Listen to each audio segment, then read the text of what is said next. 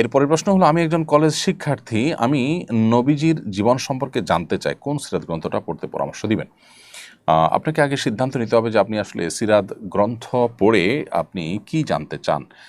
নবী করিম সাল্লাল্লাহু আলাইহি সাল্লামের জীবনের ধারাবাহিক ঘটনা প্রবাহ একেবারে জন্ম থেকে মৃত্যু পর্যন্ত কখন কি ঘটেছে, কিভাবে কি হয়েছে, বিস্তারিত বৃত্তান্ত যদি আপনি জানতে চান, তাহলে আপনার জন্য আর রাহিকাল মাখতুম সবচাইতে ভালো।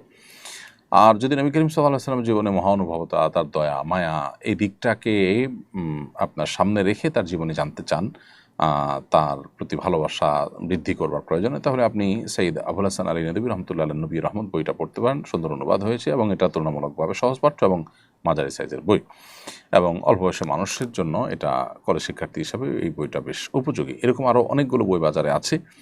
আপনি আপনার নিড অনুযায়ী কি সিরাতের আপনি আসলে কী ধরনের বই পড়তে চাচ্ছেন, আপনি যদি আরও ডিটেইল জানতে চান, তাহলে কয়েক ভলিউমে যে সিরাত আছে সেই সিরাত গ্রন্থগুলো আপনাকে পড়তে হবে।